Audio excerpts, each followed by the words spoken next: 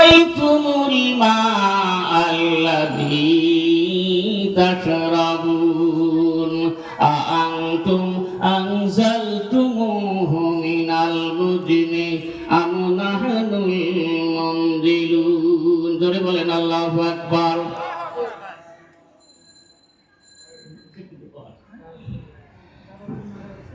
দাদা দাদি মারা গেছে, দোয়া চেয়েছে, 85 টাকা দান করেছে, আল্লাহ দানকে কবুল আর মঞ্জুর করে নেন। ধরে বলেন আমিন। আসলে আমার তো সময় তো আসলে সে যাই হোক, আল্লাহ তাআলা বলতেছেন যে তোমরা যে পানি পান করো, এই পানি প্রত্যেকে আসে বলেন, বলতে পারবেন আপনারা? প্রত্যেকে আসে পানি বলতে পারবেন? মূল উৎস কোথায় পানি? এই যে খাল বিল নদী নালা এইগুলো নাকি? পানির মূল উৎস হলো মেঘমালা। সুবহানাল্লাহ। মেঘমালা যদি পানি বর্ষণ না করে জমিনে আপনি পানি পাবেন না, খাল বিল নদী নালায় কোথাও পানি পাবেন না। আল্লাহ তাআলা বলছেন তোমরা যে পানি পান করো, তোমরা বলো তো দেখি, আকাশ থেকে মেঘমালা থেকে, আকাশে যে মেঘমালা ভেসে বেড়ায়, লক্ষ লক্ষ টন পানি নিয়ে বেড়াচ্ছে, সেটাও আল্লাহ তাআলা নিদর্শন। ওই পানি মেঘমালা থেকে যে আমি পানি বর্ষণ করি, তুমি বর্ষণ করো নাকি আমি বর্ষণ করি?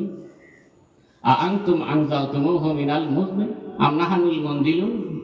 তুমি পানি, মেঘ থেকে পানি তুমি নামায় নিয়ে আসো নাকি আমি নামায় নিয়ে আসি? আল্লাহ প্রশ্ন রেখেছে।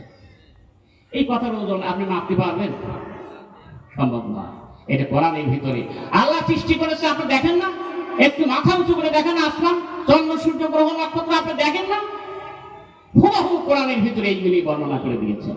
আপনি কোরআনে যা আলোচনা করবেন, যা দেখবেন, আপনার মাথা দেখালে উঁচু করে দেখবেন, সেই আল্লাহর সৃষ্টি আসমান, সেই আল্লাহ তুলি চন্দ্র, সেই আল্লাহ তুলি সূর্য, অসংখ্য নক্ষত্র সৃষ্টি করেছেন কে? আল্লাহ তাআলা। কোরআনের ভিতরে আল্লাহ তাআলা বলতেছেন, দিয়ে দিয়েছেন ভাই।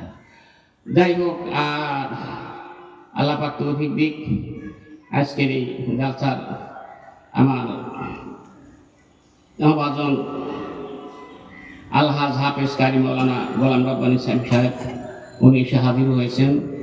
আমি আংশিক বক্তব্য রেখেছি। আল্লাহ পাক আমাকে আপনাদের সবাইকে আমল করার তৌফিক দিক। আমরা সবাই বলি আল্লাহুম্মা আমিন। আমা তাওফীক ইল্লা বিল্লাহ। আসসালামু আলাইকুম ওয়া রাহমাতুল্লাহ।